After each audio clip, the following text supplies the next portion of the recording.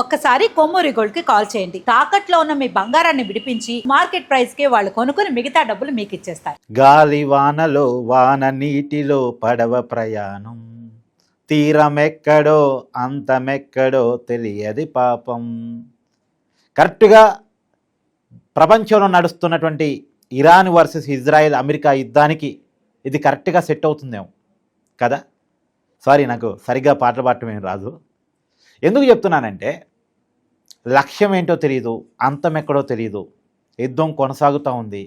ఈ యుద్ధం వల్ల ఇరాను ఎంత నష్టపోయిందో తెలియదు, యుద్ధం చేస్తున్న అమెరికా ఇజ్రాయెల్ ఎంత నష్టపోతున్నాయో అది వదిలేయండి. వాళ్ళు యుద్ధంలో ఉన్నారు కాబట్టి యుద్ధం చేస్తున్న ఆ మూడు దేశాలు ఎంత నష్టపోయాయన్నది వదిలిపెడితే, యుద్ధంతో సంబంధం లేని మిగతా ప్రపంచం తీవ్రమైన సమస్యలు ఎదుర్కొంటూ ఉంది. ఇలా మన దేశంలో చూస్తూ ఉన్నాం, గ్యాస్ కొరత. యుద్ధంతో మనకేం సంబంధం లేదు, కానీ ప్రపంచంలో ఒక దేశం మీద మరొక దేశం ఆధారపడి బతికేటువంటి పరిస్థితుల్లో ఇవాళ బయట నుంచి మన దేశానికి రావాల్సినటువంటి గ్యాసు చమురు సప్లై ఆగిపోవటం ఫలితంగా సమస్యను చూస్తూ ఉన్నాం. ప్రపంచంలో క్రూడ్ ఆయిల్ సమస్య కూడా తీవ్రం అవుతూ ఉంది. డీజిల్ పెట్రోల్ ధరలు పెరిగే అవకాశం ఉంది అనేటువంటిది వినపడుతూ ఉంది. అవే కనుక పెరిగితే సామాన్యుడి జీవితం అతలాకుతలం అవుద్ది. వన్స్ పెట్రోల్ డీజిల్ పెరిగితే ట్రాన్స్పోర్ట్ పెరిగిద్ది, ట్రాన్స్పోర్ట్ కాస్ట్ పెరిగిందంటే పండ్లు కూరగాయల నుంచి మొదలుపెట్టి అన్ని రేట్లు కూడా పెరిగేటువంటి అవకాశం ఉంటుంది. సరే, నిజానికి యుద్ధానికి ఒక చిన్న ముగింపు పలికే అవకాశం నిన్న ఇరాన్ వైపు నుంచి వచ్చింది.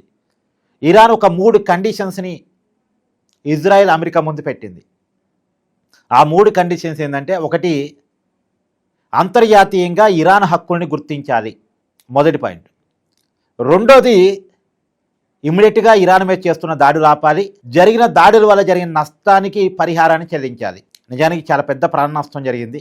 సరే, ప్రాణాలంటే తిరిగి ఇవ్వలేరుగా, ఆర్థికపరమైన నష్టానికి పరిహారం చెల్లించాలి. ఇది ఒక రెండో డిమాండ్. మూడో డిమాండ్, రాబోయే కాలంలో ఇరాన్ మీద ఎలాంటి దాడులు చేయమని చెప్పేసి అంతర్జాతీయంగా ప్రకటన చేయాలి. పైగా గల్ఫ్ దేశాల్లో ఉన్నటువంటి అమెరికా స్థావరాలన్నీ కూడా ఖాళీ చేయాలి, తిరిగి అమెరికా వెళ్ళిపోవాలి. దగ్గర దగ్గర 28 స్థావరాలు ఏమో ఉన్నాయని చెప్తున్నారు కదా, అవన్నీ కూడా ఖాళీ చేసి వెళ్ళిపోవాలి. ఎందుకంటే నా బోర్డర్లో నా చుట్టూ అమెరికా దళాలు మోహరించి ఉంటే ఎప్పుడైనా నాకు ఇబ్బందే, కాబట్టి వాటన్నిటినీ ఖాళీ చేయాలి అనేది ఇరాన్ చేస్తున్నటువంటి మూడో డిమాండ్. ఈ 3 డిమాండ్కి ట్రంప్ ఓకే చెప్పే అవకాశం ఉందా అంటే ఖచ్చితంగా ఉండే అవకాశం లేదు అని చెప్పాలి. ఎందుకంటే ట్రంప్ క్యారెక్టర్ని జాగ్రత్తగా మీరు చూడండి. ఆయన కొద్దిగా ఈగోయిస్ట్, ఆయనకి ఈగో ప్రాబ్లం చాలా తీవ్రంగా ఉంటుంది. ఇప్పుడు ఇరాన్ డిమాండ్ల మేరకు చర్చలు పెట్టి యుద్ధాన్ని ముగిస్తే అది ట్రంప్కి కొంత తలవంపుగా ఉంటుంది. కాబట్టి ఖచ్చితంగా ఇరాన్ డిమాండ్ల మీద చర్చలు పెట్టి, మామూలుగా ఇరాన్ పెట్టే 3 డిమాండ్లు యాస్టీజ్గా ఓకే చేయాల్సిన అవసరం లేదు. ఒక్కసారి చర్చల కంటే కూర్చొని ఏదో ఒక మధ్య మార్గంగా యుద్ధాన్ని ఆపొచ్చు. కానీ ఆ ప్రయత్నాన్ని కూడా ట్రంప్ చేయకపోవచ్చు. ఎందుకు అంటే, ఇరాను డిమాండ్ల ఆధారంగా చర్చ పెట్టడానికి ట్రంప్ అంగీకరించాడు. అలా అంగీకరిస్తే రేపొద్దున ఇంకొక దేశం మీద యుద్ధం చేయాలన్నా అమెరికాకి ఇరాన్ని నువ్వు ఓడించలేకపోయావు, యుద్ధాన్ని చర్చలతో ముగించుకున్నావు, ఇరాన్ డిమాండ్లకు తలొగ్గావు అనేటువంటి పేరు ట్రంప్ మోయాల్సి వస్తుంది. రెండోది, ట్రంప్ ఎప్పుడైనా అవతల వాళ్ళని బెదిరించి అవతల వాళ్ళని బ్లాక్మెయిల్ చేసి తన దగ్గర తీసుకొచ్చుకొని తను చెప్పిన డిమాండ్లకు వాళ్ళని ఓకే చేపించి ఇష్యూని క్లోజ్ చేసుకోవాలనే టైపు.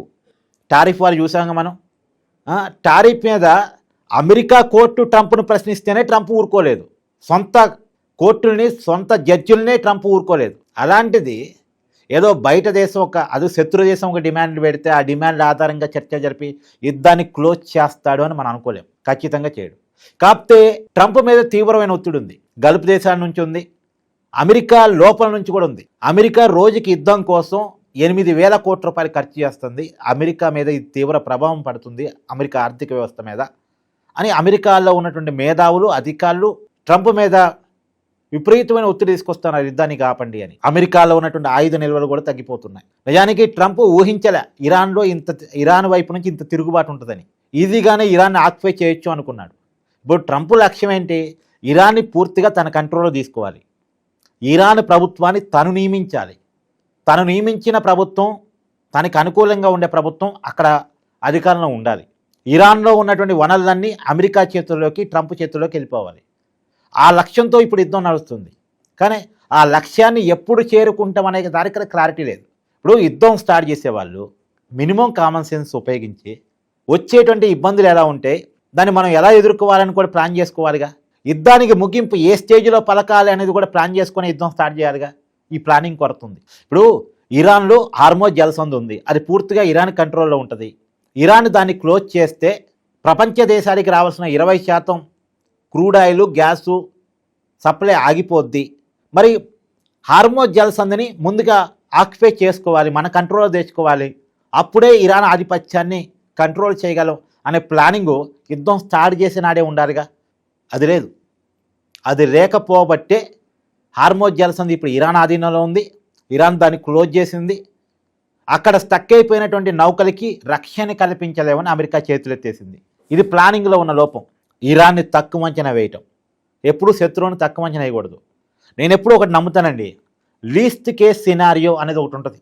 అంటే నెగిటివ్ సిచ్యువేషన్లో కూడా మనం ఎలా హ్యాండిల్ చేయాలి, ఎప్పుడు మనం పాజిటివే కాదు నెగిటివ్ సిచ్యువేషన్లో కూడా మనం ఎలా హ్యాండిల్ చేయాలనేది ఒకదాన్ని ప్లాన్ చేసుకోవటంలో ట్రంప్ ఫెయిల్ అయ్యాడు.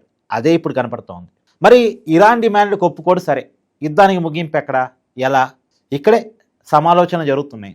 చూడాలి. యుద్ధం తొందరలో ముగించాలని ట్రంప్ మీద కూడా తీవ్రమైన ఒత్తిడి ఉంది. గల్ఫ్ దేశాల నుంచి ఉంది, అమెరికా లోపల నుంచి ఉంది. పుతిన్ కూడా మధ్యవర్తం వహించి మాట్లాడుతున్నాడు ట్రంప్ తోటి. ఎక్కువ కాలం యుద్ధం కొనసాగితే అమెరికాతో పాటు అమెరికా మిత్ర దేశాలు కూడా చాలా నష్టపోతున్నాయి.